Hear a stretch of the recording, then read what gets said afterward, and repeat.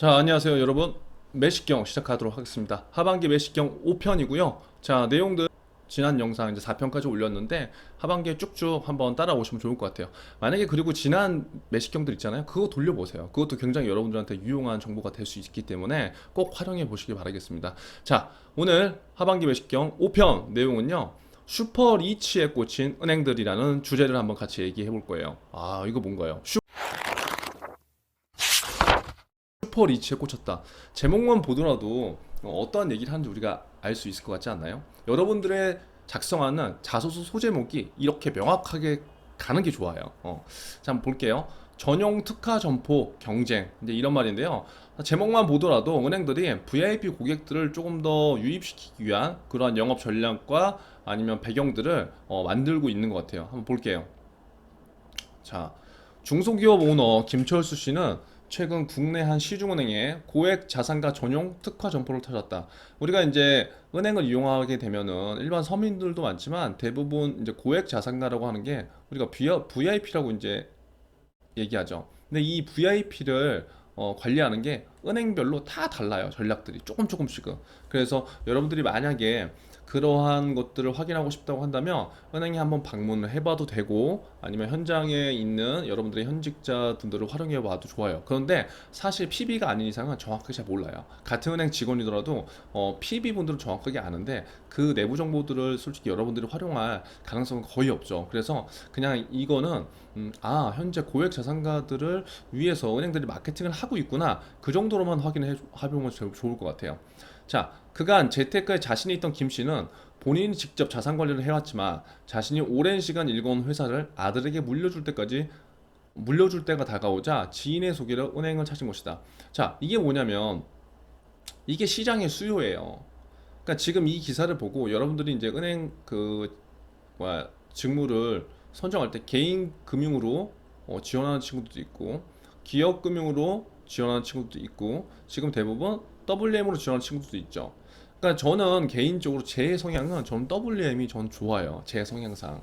왜냐면 금융 상품에 대해서 관심 갖는 것도 좋아하고 그런 것들을 설명하는 것도 좋아하고 또 이런 것들이 나중에 향후 재테크에도 분명히 도움될 거기 때문에 저는 직무를 선정할 때 제 기준으로는 전 WM이 좋아요. 그리고 저는 제가 반카슈랑스 이 교육을 하면서 주로 상대했던 군들이 개인 금융이나 물론 기업 금융 분들도 계시지만 한 거의 수천 명의 PB 분들을 만나봤기 때문에 이 PB의 직무가 저는 좋다고요. 그러니까 여러분들만의 그런 직무 선택의 기준을 어느 정도 갖고 있으면 좋은데, 자, 이게 지금 왜 제가 얘기를 하는 거냐면, 이 수요라는 게 이 기사에서 보면 나온다는 게 이런 얘기예요. 자, 중소기업의 지금 사장님이잖아요. 그런데 단순하게 은행 PB라는 게 지금 WM 직무도요. 어떤 은행들은 개인금융 쪽에 속한 데도 있고 어떤 은행들은 기업금융에 좀 속한 데도 있어요. 이게 솔직히 사실 WM이 개인과 기업 이렇게 뭐 정확하게 어떤 한 분야다라고는 사실 얘기할 수 없어요. 왜? 이와 같은 사례들이 요즘 있는 거니까요. 개인 고객이 대부분 기업 고객이 되는 경우는 거의 없지만 기업 고객이 개인 고객이 또 될 수 있거든요. 그러니까 업무에 이런 뭐 딱 잘라서 얘기하는 뭐 단절성 그런 거는 요즘에는 되게 없는 것 같아요. 그럼 예를 들어서 이와 같은 사례에서 본인 직접 자산 관리를 해왔지만 오래 일궈 놓은 회사가 있는 분이야. 그럼 그분들은 당연히 내 아들한테 이런 걸 줘야 된다. 그럼 고민되겠죠. 그럼 이제 자산 관리를 받고 싶을 거잖아요. 내가 회사를 어떻게 하면 세금을 줄이면서 아들한테 줄 수 있을지. 그리고 또 내가 회사를 지금 운영하고 있는데 어떻게 하면 좀 더 유용한 것들을 우리 직원들한테 해줄 수 있을지. 이러한 것들을 예전에는 뭐 증권회사나 뭐 돈이 많으면 뭐 한 분야의 특정 분야에 소속해서 이제 갔다면 지금은 금융센터 복합 점포라는 것도 많이 생겼고 또 나를 전담해 줄 수 있는 PB 그분들을 찾는 것도 하나의 방법이 될 수 있기 때문에 시장의 수요는 굉장히 많다는 거예요. 그러니까 우리가 생각한 것보다 굉장히 서민들도 많지만 VIP 고객들도 굉장히 많다. 그랬기 때문에 이러한 수요가 많기 때문에 은행에서는 어떠한 변화로서 이러한 수요를 끌고 오려고 하는 움직임이 있다는 겁니다, 여러분. 지금 은행에서 얘기하는 금융권에서 얘기하는 비대면 시장은 개인 고객들을 대상으로 하는 경우가 굉장히 많아요. 왜냐면 뭐 중소기업 CEO라든가 아니면 뭐 어디 대표들이 비대면으로 모든 것을 처리한다? 그건 아직까지 사실상 현장에 제약들은 많고요. 다만 개인 고객들을 토대로 해서 이렇게 변화도 되고 앞으로 기업 고객들도 이렇게 변화될 수 있다는 점은 지금부터 시사하는 거죠. 자, 보면 단순한 투자 방법만 알려줄 줄 알았던 특화 점포에서는 김 씨는 가업 승계 컨설팅을 받고 만족했대요. 아까 제가 말씀드린 그 가업 승계, 자녀한테 뭔가를 주고 내 회사의 지분, 그 다음에 재무제표에 대한 그러한 분석, 그리고 그것들을 어떻게 활용해야 되는지, 그런 것들이 요즘에는 은행에서도 다 이루어지고 있다는 거예요. 왜? 복합점포라는 거는 코어를 할 수 있는 하나의 좋은 제도이기 때문에요. 자, 가업 승계 시 발생하는 상속세 부담을 크게 줄일 수 있는 방법을 찾았대요. 얼마나 좋아요. 세금을 줄여준다는데. 그래서 내친 김에 김 씨는 자신의 자산 관리도 함께 믿고 맡기기로 했다. 이게 WM에서 개인금융과 기업금융을 굳이 딱딱 나누지 않아도 되는 이유가 여기 있다는 거예요. 그러니까 예를 들어서 여러분들이 처음에 이제 고민하는 거는 이거 어떤 은행은 WM이 개인금융이고 어떤 은행은 또 기업금융이에요. 그럼 제가 어떻게 맞춰서 써야 돼요? 라고 하는데 그거는 금융권의 현실 잘 몰라서 하는 거죠. 여기에 나와 있다시피 개인과 기업 두 가지를 다 같이 갈 수 있는 거예요, 여러분. 자, 보면 주요 시중은행들이 슈퍼리치 확보를 위해서 치열한 경쟁을 펼치고 있다. 경쟁을 펼치고 있는 거예요, 여러분들. 투자 유형 등 단순하게 과거 자산관리 형태에서 벗어나 상속 증여나 세무 부동산 다양한 부분으로 업무 영역을 넓혀가고 있다. 자산관리의 영역은 은행의 미래 먹거리로 평가되는 핵심 사업 중 하나다. 그러니까 WM이 중요한 이유는 뭐예요? 미래 핵심 사업 평가라고요. 왜? 싫든 좋든 어떠한 금융상품을 가입을 해야 된다는 거예요. 가입을 시키고. 그런데 기존에 있던 자산관리는 그냥 뭔가 개인들에 의해서 이거 필요하니까 연금 드세요. 이거 필요하니까 뭘 하세요라고만 했는데 그렇게만 하니까 사람들이 너무 지친다는 거지. 근데 내가 만약 기업을 운영하고 있어? 고객님 오셨으면 이렇게 하면 상속세가요. 이렇게 한 40% 절감이 돼요. 한 뭐 3, 4억 정도가 절감이 되네요. 뭐 이렇게 해버리니까 사람들이 관심을 가질 수밖에 없다는 현실이에요. 자, 21일 금융권에 따르면 우리은행은 30억 원 이상 고액 자산가들을 위한 특화 점포 투체어 익스클루시브를 개점했대요. 제가 있을 때까지도 저는 이런 거 못 봤어요. 그냥 투체어스라고 했거든요. 우리은행은 강남에 이제 몇 개 특화 금융센터가 있고요.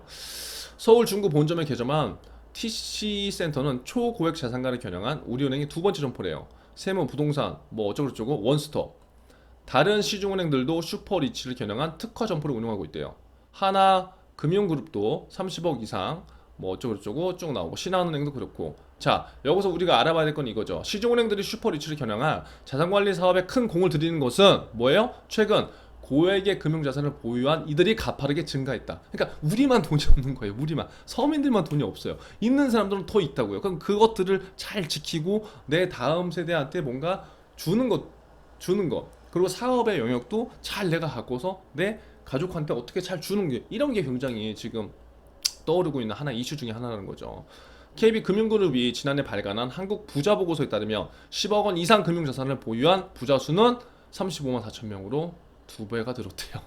은행의 한 관계자는 고액 자산가들의 경우 투자 규모가 워낙 커서 자산관리 사업 분야에서 차지하는 수입 비중이 절대적이다. 그러니까 일반적으로 은행에 오는 서민 고객들도 은행에서 뭔가 잘 처리해줘야 되지만, 제가 현실에서 느끼는 거는요, 사실 그러니까 이게 참 그런 거예요. 돈 없으면 뭐 잘 관리를 못 받는 거예요. 그러니까 여러분들은 서민들의 금융 관리를 잘 저는 해줬으면 좀 좋겠어요.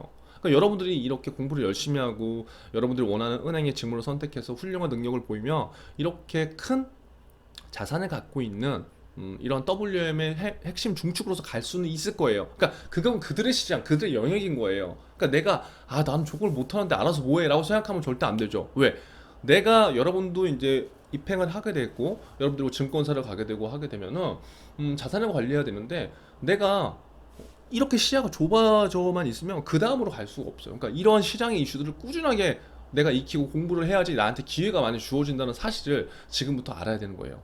자, 장기화된 저금리 기조에 예대마진이라는 전통적 은행의 수익원의 한계를 넘어서도 뭐 이런 것들을 해야 된다. 지난 몇 년간 은행들은 자산관리 사업 강화를 위해 조직 개편을 하는 등 다양한 서비스를 출시하기 위해 많은 노력을 해왔어요. 이게 방향성이에요.